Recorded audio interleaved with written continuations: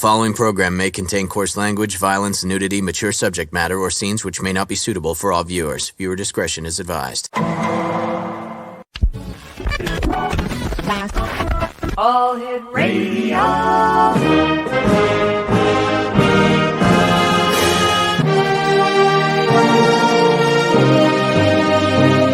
Welcome to the X Zone, a place where fact is fiction and fiction is reality. Now, here's your host, Rob McConnell.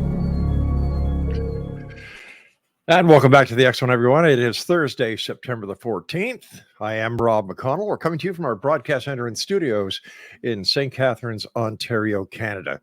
And we're coming to you on the Talkstar Radio Network, Mutual Broadcast Network, X Zone Broadcast Network, and on Simul TV, Channel 32. My guest this hour, X Zone Nation, is Mo Miller, and he is with Black Hill Paranormal. And we're going to be talking to Mo about the paranormal. Joining me now is Mo Miller. And Mo, welcome to the X Zone. Thanks for having me, Rob. I appreciate it. Oh, it's nice having you with us, Mo. Tell us a little bit about yourself and how you decided to investigate the paranormal. Well, I've been investigating it actively since 2007. Mm-hmm. And years ago when I was a teenager, and even before that, my mother and my grandmother were very much into Ouija boards, dowsing, and things like that. And I never paid attention to it. And then as I got older, I was like, there might be something to this. You know, is it part of the human condition, or is there something else to it? So I started reading case studies where most people, kids will read like Goosebumps and things.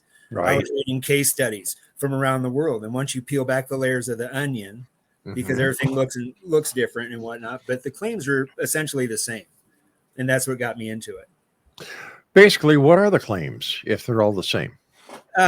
Basically, people, they see stuff, hear stuff moves, apparently, flight comes off shelves and pictures fall off walls and things of that nature. And people see things, shadow figures, apparitions, and what have you. Tell us about Black Hills Paranormal. We started in 2008.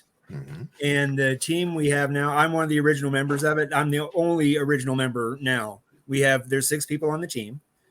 We have two members are psychic mediums, which is really, really interesting nowadays.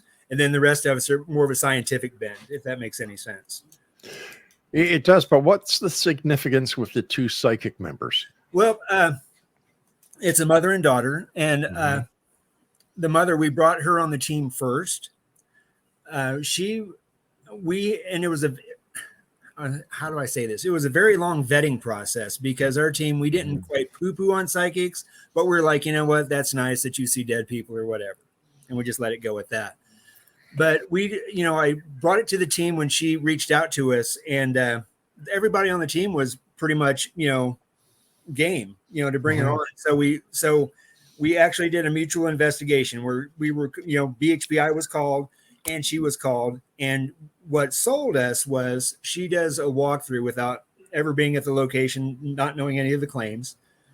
And she told us it was a 2-story house, and on the second floor they were renovating, there was a soft spot in one of the rooms on the floor.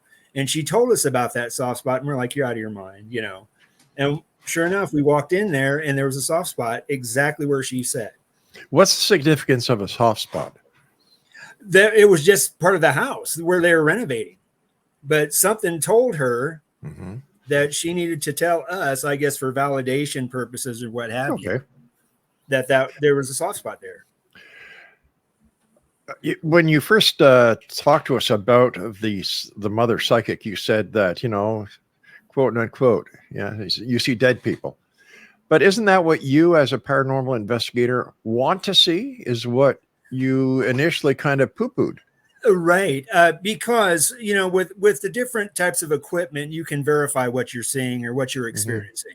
Whereas, a psychic might just walk up and say, oh, there's your dearly departed Aunt Martha standing behind you and talking to you, which is kind of cool, but it leaves a lot, a lot to speculation, basically. Is there any way to validate what a psychic sees or the impressions they get that are outside of the possibility of coincidence? Well, like I've said before, with Danny, that's her name. Mm-hmm. With Danny, when she told us like a soft spot, and she'll tell us like at the various investigations we go on, being they're residential or commercial. Sure. She'll say, "Oh, I need you to put like your periscope or an EMF detector in here or a melmeter because it's going to go off if you put it in there." And sure enough, it does. And so we kind of have to take her at face value because what she says 99% of the time happens, or it's legit, basically. So based on your experience, where has been the most haunted place that you and the Black Hills Paranormal group have investigated?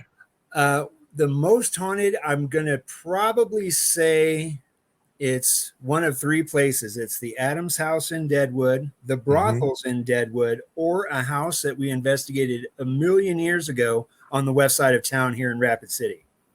All right, let's go with 1,000,000 years ago. Okay, that house, it was crazy. Everything that you see on the shows, anything that can happen, stuff moves, sounds, EVPs, you're seeing shadow figures move. All this stuff was happening at this house. We didn't have a psychic at the time, which means, we could verify that, yes, these people weren't crazy or what have you, but we had no, there was no way for us to get rid of or, move these spirits on to where they needed to go, kind of thing. And where did the spirits need to go? That, it depends. Listening to Danny, she'll tell us, after the fact, after she does her cleansings and what have you. Some just need to move on, like to the light, I guess. And some are, just anywhere but here kind of thing. Why do some spirits remain behind and others head for the light or the hills or wherever they go? Exactly. I don't really know because, there's plenty of stories that say there's unfinished business and all kinds of things. But, everybody, if you, dig in the dirt, everybody has unfinished business. Sure. I think personally, that on the other side, there's people that are scared to go because they don't realize they're dead, or maybe they're afraid of what they might have to face on the other side. Retribution. Right. Yeah. What has been the most significant evidence that you have seen yourself that proves to you beyond a shadow of a doubt that ghosts are real? The shadow figure we caught in Rapid City 2 years ago. We caught a black shadow figure at a house in their in these people's living room. We actually got it on camera. When Danny'd walk over, or we'd walk over to the corner where we actually captured this thing before we took a picture. It was really weird. It was kind of like you see heat coming off the road. Yeah. That's how he looked. It was really, really weird. And then, of course, we backed out. We came out of the corner and we took a picture, and sure enough, there it was. I find it rather strange that the black shadow figures are something of a new type of entity that's been recorded. See, and yes and no.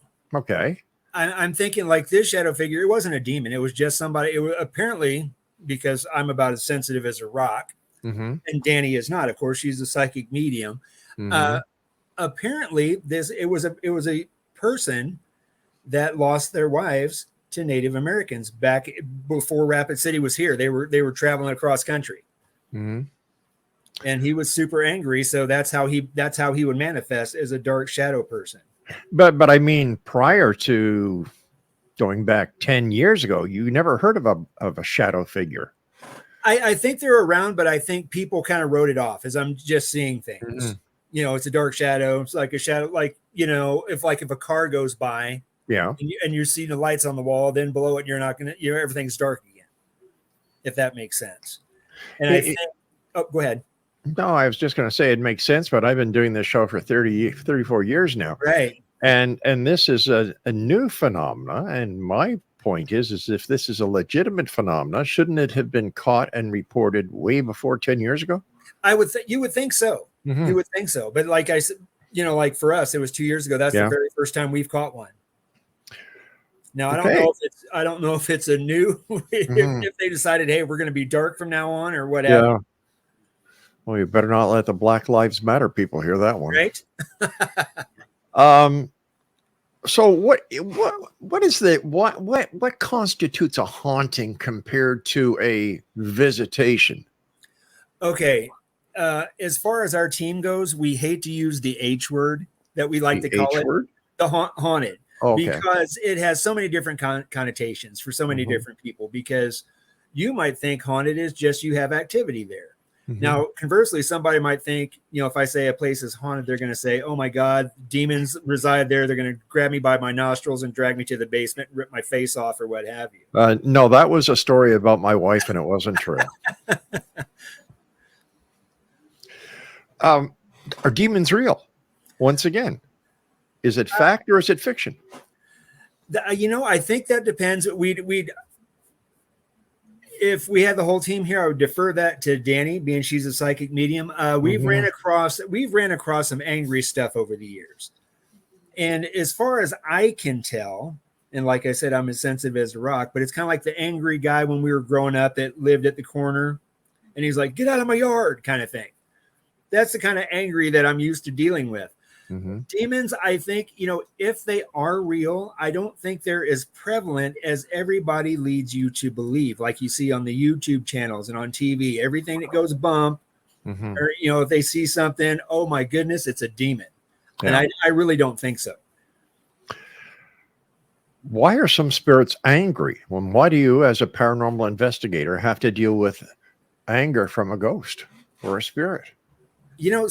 Sometimes they are. We ran across angry spirits before. And I think they're angry for two reasons. One, maybe they don't realize, why they're where they are. Number two is they might be angry because of what happened to them. And they can't come to grips with that. If that makes sense. It does in one aspect, but when you look at other aspects of the paranormal, for example, reincarnation, if that spirit is here and remains here, what happens to the aspect of reincarnation to that spirit? Well, this is purely from my understanding of like okay, if you die, and some people linger, some don't. Apparently, the ones that don't linger must go somewhere. To I don't know if it's the cosmos. I don't know. But apparently that's the spirits that get to choose and pick, they're going to come back and who they're going to come back with and what have you.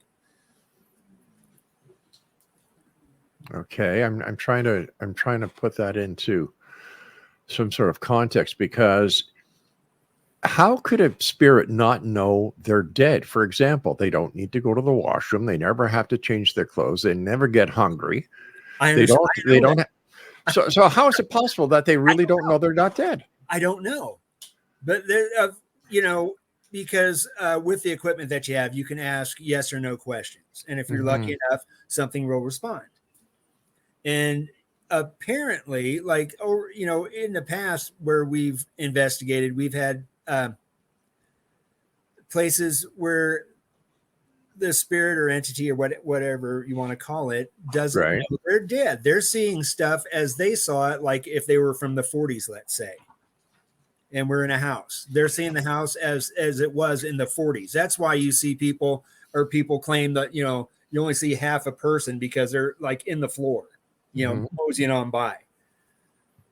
And that's because, the houses or businesses have been renovated and whatnot, and added new floors, taken away floors. And that's why I think sometimes you see like an entity like walking by up in the air versus on the ground. I've never seen an entity, period, so I have to take your word for it. All right, listen, we've got to take our first break. Exonation Mo Miller is our special guest. He is with Black Hills Paranormal. Their website is bhparanormal.com. We'll both be back after this message. But before we go, speaking about paranormal, October 7th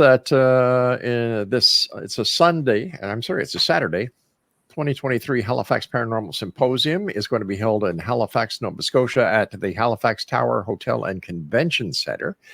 If you'd like to get tickets, if you'd like to attend, Chris Stiles is going to be talking about Clean Sweep 5, the Shelburne Unidentified Submerged Object Encounter. Also talking will be Dr. Daryl Walsh about Our Ghost Extinct. Kim Moser, a paranormal investigator, will be talking about the paranormal awakening. Lauren Coleman will be there. And anybody who has anything to do with paranormal and parapsychology knows Lauren Coleman as a cryptozoologist whose specialty is Bigfoot. Also, there will be Dr. Richard Gallagher. He's a medical doctor. He's a professor of psychiatry investigating of the paranormal and his theory of causation. All this and more if you go to www.ppri.net, where you can buy your tickets. Tickets are going fast, so please, if you're going to go to Halifax, Nova Scotia, a beautiful part of Canada, make plans to go to the 2023 Halifax Paranormal Symposium, October 7th, at the Halifax Tower Hotel and Conference Center. This is the Excellent. I'm Rob McConnell. We'll be back on the other side of this break. Whatever you do, don't go away.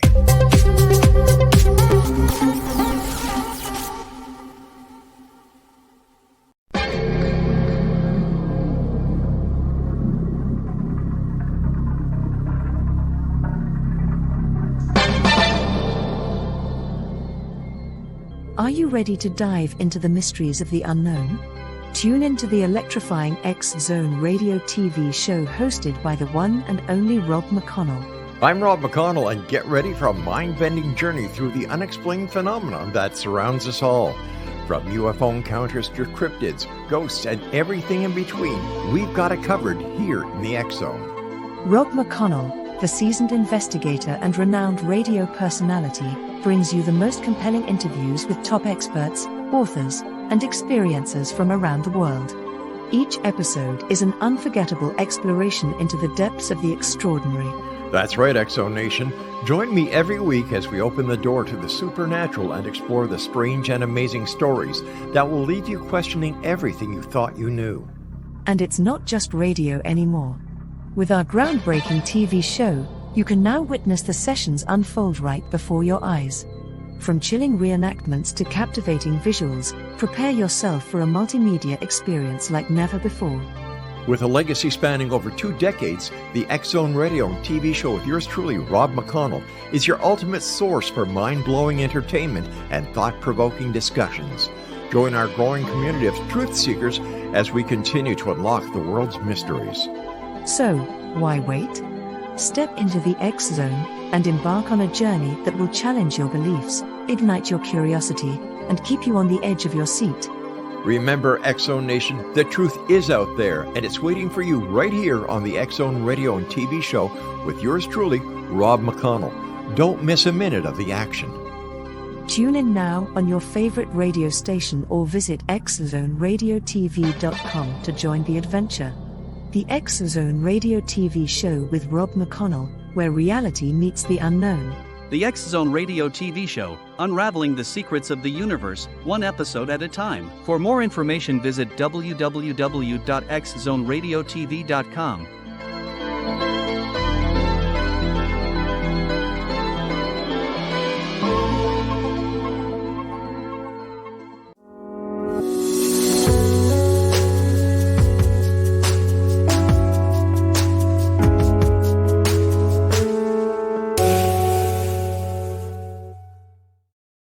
Welcome back, everyone. Just a little bit of more house cleaning over here. I'd like to say hello to all my good friends at Classic 1220 here in St. Catherine, Classic 1220 AM, CFAJ.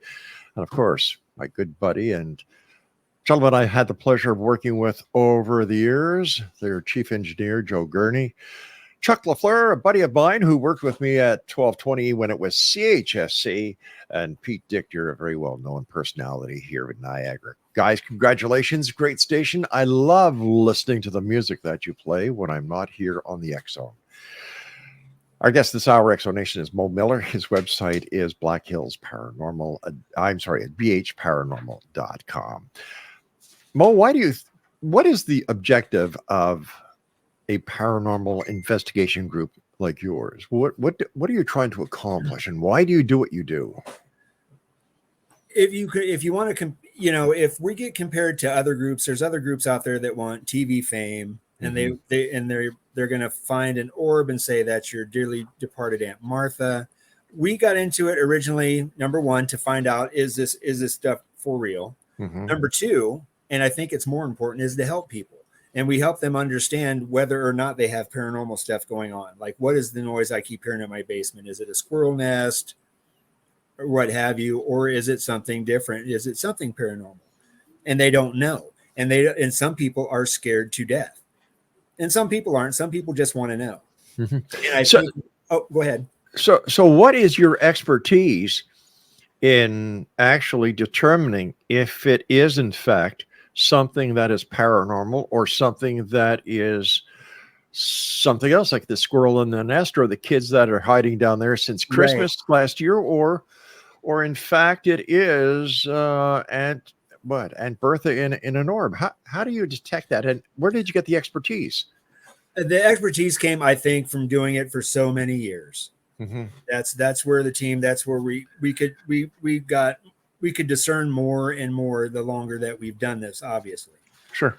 And I think also with, as far as proving stuff, we have all the different types of sensor equipment. We have EMF detectors, which I'm sure you've heard of. We also have things called periscopes. They measure the triboelectric field, which is static. Okay, because we know there are certain places that you could put an EMF meter, like a K2 or a millimeter. If it's in a kitchen or if it's by a fuse box, it's going to go ape, and we know that's normal stuff. Whereas with the periscopes we have that measure static, they're going to zero out to the static that they're stationary. You put them on the floor or whatever, but they're going to zero out to the static there. So if something comes by, it's kind of like the old-fashioned like balloon thing. Okay. Like you rub on your hair. So if anything comes with a different, static charge, not only does the little thing on the floor alarm, but it has wands, 360 degrees, so you can follow whatever it is, where it's going. So what's the significance of the static? That I don't know. That apparently, and not everything does this, but apparently some of these entities have different static charges than the room they're in, or How do we know that? That's a good question, because, well, obviously you just don't have like a stray static field floating by. I don't think. I'm not an electrical engineer. So something's got to be disturbing that. Like if we walk by or a cat or a dog walks by, it's going to alarm also. Right? Which we've tested. But when we have it, say, down at the end of a long hallway and there's nobody sitting there and it's going and it starts to go off and it's pointing, farther down the hallway or towards us, well, we know it's none of us. So, something's got to be causing it. But you don't know what is causing it. No, not especially. I would love to say for sure that it's a ghost or entity. We don't know that for sure. But now if that goes off, now let's say 10 or 15 feet away from it, we have, a REM pod or a millimeter or something, and that goes off. Now that's a different type of measuring device, but it's going off. And also they have proximity meters, which I'm sure the closer you get, the louder the tones are. So if they start going off, there's something causing that. It's not us. Yeah. But if we don't know what a ghost is or a spirit is, how can we use equipment that wasn't designed to actually investigate where they are, because we don't know what they are? So how does this equipment give any validity to any claims? That's a very good question. I personally think, especially with the things that are made nowadays, they're made specifically for, what we're doing. They're not electrical tools and stuff like they were in the past. But if you know anything about electricity and stuff, if you're putting the equipment in different parts of the house or building or wherever you're at, yeah, and you've already done a sweep, so you know where the high EMFs would naturally occur, like, you know, in the kitchen or by the TV set, by microwave, sure, the rest of it. Right. Yeah. Okay, now those places, now we have to throw that out because we know that those places aren't going to, they can't factor in. But if we're putting them in empty rooms and stuff, and all of a sudden those things are going off, something is making it go off. Now what? We don't know for sure. That's where the audio recorders come in, because we have audio sitting around too, and audio recorders pick up nothing but audio. They don't pick up radio or anything like that. So when we pick up, you know, audio of people talking or noises, like somebody's walking through the room kind of thing, it's none of us. Right. Let me get back to this equipment, because this confuses me. The example that I want to use to try and explain my question is, we know that radar works because it emits a signal, bounces off an object, and gives us a return. We know that that is the scientific principle behind it, and this is how they've been able to develop and fine-tune radar over the years. This is how they've been able to manipulate stealth aircraft so it doesn't make the return. Right. So we know the mechanics of how it works, but when it comes to a ghost, since we don't know what a ghost is, we don't know what makes a ghost tick. Is it possible that all this equipment that is coming out today has nothing to do with the way how to detect a ghost, because we have no idea what it is, and we're getting a lot of sounds, we're getting a lot of good looking equipment, but is it really doing the job? You know, I think so, because another way to look like ghosts or entities is like energy. Okay. And we know this from junior high school. Energy cannot be created, nor can it be destroyed. It goes into different forms. So when somebody, for instance, if somebody passes on, okay, and we know that our brains and our heart work on electrical conductivity, right? Where does that go? Does that stay as a, you know, with a personality? Does it stay, right, or does it just fade into the ether? For good question. Excellent question. Right. Excellent question. But once again, using the high school physics that now quantum physics, if one person goes to the light, based on that principle, they should all go to the light. But they don't, apparently, and we don't know why. How can we be sure ghosts are real? I don't until one sits down beside you on CNN and you can interview it like we're doing right now. I don't think you're ever going to be able to say definitively whether or not they are real. Personally, do I think there's something beyond us? Yes, I do. Why? Because there's just over the years of investigating and things, just too many things have happened that I have no rational explanation for. Okay. You and I have to take our break at the bottom of the hour. X-Zone Nation, Mo Miller's our guest. bhparanormal.com is the website, and we'll be back on the other side of this break. Don't go away.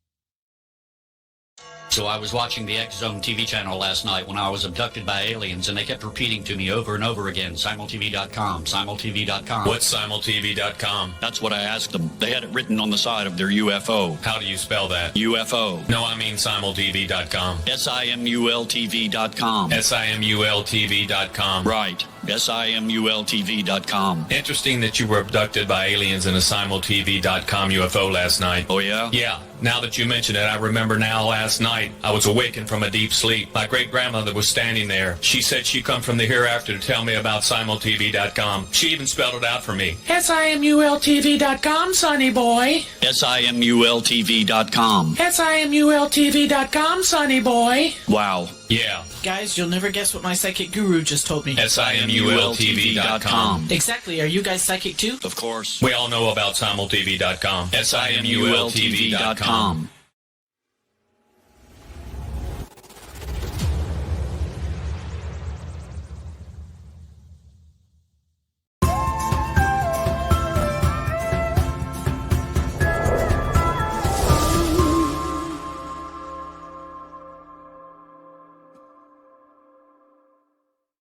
And welcome back, everyone. Before we get back to Mo, just a reminder that the 2023 Halifax Paranormal Symposium will be held on Saturday, October the 7th in Halifax, Nova Scotia at the Halifax Tower Hotel and Conference Center, located at 15 Lakeland Boulevard in Halifax, Nova Scotia. Some of the speakers will include Chris Stiles, Dr. Daryl Walsh, Kim Moser, Lauren Coleman, Dr. Gallagher, Richard Gallagher, and some of the vendors that will be on site include author Steve Vernon, the Paranormal Phenomena Research and Investigation / Ghost Project of Canada, Paratime Investigations, Silver Perch Spirit Communications, and the Maritime Haunting Paranova Productions. Some special highlights. There's a 50-50 draw. Every general admission ticket sold will be entered into a raffle with prizes drawn throughout the day. You have the chance to win a free psychic medium reading, paranormal books, 2 tickets to the East Coast Scares Haunted Mansion, and much more. For more information, visit my good friend Elliot Van Dusen at ppri.net and pick up your tickets, ppri.net/tickets. And don't forget, also, Bart Zabrell. Remember Bart, the guy who did the video on A Funny Thing Happened on the Way to the Moon? Well, he's got a brand new book out. It's entitled Moon Man, and it's available at Zabrell.com. Mo, I'll get this right yet. Mo, ever had one of those days, Mo? Oh, yes. Okay, Mo Miller's my special guest with BH Paranormal. And do paranormal investigators ever use Ouija boards these days, or is it all electronic? We have a few Ouija boards. We don't use them on investigations. We use them as a team. We'll get together and we'll just try different experiments with them. Yeah. That's all. How about haunted dolls? Have you ever come across any of those? Not one person. We had an investigation a couple years ago, and the doll, according to them, kept moving. Wow. And of course we went, and you have to understand, as an investigator, we're not in a location 365 days a year. We're there for one night and one night only. So how do you prepare for an investigation, and how long does an investigation take? Sometimes they'll take 3 or 4 hours. Sometimes they'll take up 8 or 10 hours. It depends on what's going on. Mm-hmm. Because if you go to a place and you can debunk it right off the bat, there's no need to stay there, 6, 7, 8 hours. Sure. When there's things happening and you don't know what's going on and you're trying your best to debunk them or trying to draw whatever's happening to see if it's going to do more, it's going to take longer. And of course, what people don't realize, well, I know with other groups, you guys don't get paid for what you do. No, sir, we don't. Yeah. Everything we do is free of charge. And of course, the expense of the travel, everything else, including the equipment, and I would imagine that's not very cheap these days, comes out of your pockets. Yes, and it's very expensive.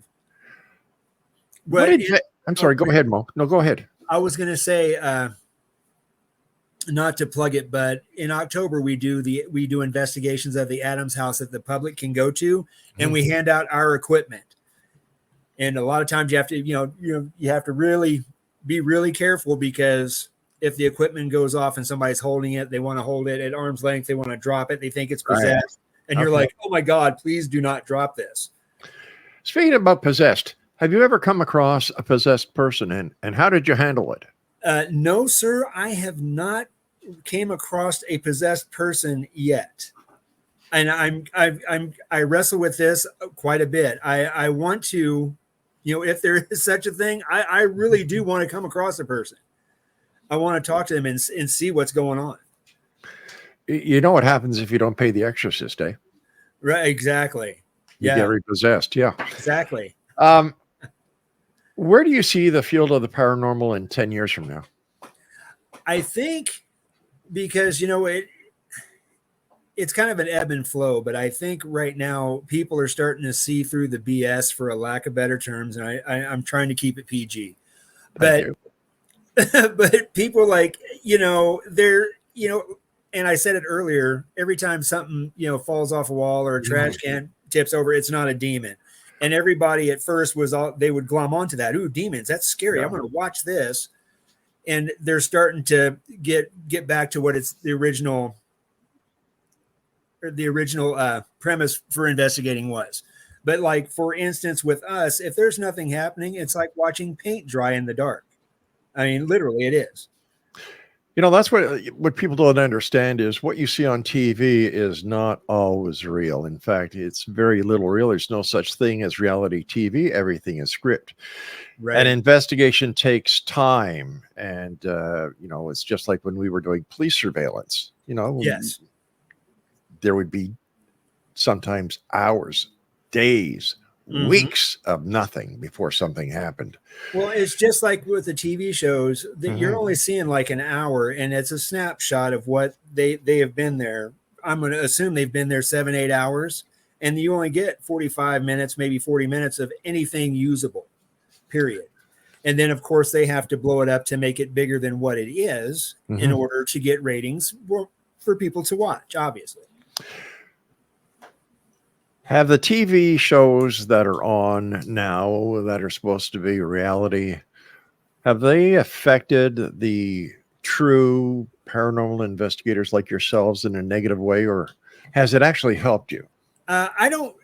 For us, it hasn't. We haven't changed anything we do, period. We haven't. In all the years we've done this, we haven't changed a thing. I think, like I said earlier, I think there's some groups that, got in it because, there's fame and fortune to be had, Where's the fortune? Right. I do think that a lot of, this is going to sound really weird, but a lot of times when we investigate, we'll go to places that we haven't been before, obviously. And the people are like, you're nothing like the TV people. Well, no, because we're real, we're a real investigative group. We're not made for TV kind of thing. A lot of paranormal investigation teams seem to go to the same place time after time after time. I don't know how many different paranormal teams we've had on the show over 34 years. And one of the most places that they always talk about is the Waverly Hills Sanatorium. Now, wouldn't the spirits get sick and tired of everybody tromping in on their territory and saying, hey guys, we're going, goodbye? Exactly. And as an investigative group, we like to help people. I do not want to go to a place that's been investigated ad nauseum. Like for instance, Waverly Hills or Eastern State Penitentiary in Pennsylvania, or the Wasilla Villisca, or I can't remember, the axe murder house in Iowa. They've been those places. They've had tons of teams, even the Conjuring House. There's tons of teams that have gone through there. I'd rather go to somewhere that somebody says something is going on, and we're going to go in there and try to find out what it is, paranormal or not. Yeah. It's funny because I have never heard stories about mortuaries that are haunted. There's a lot of stories about graveyards.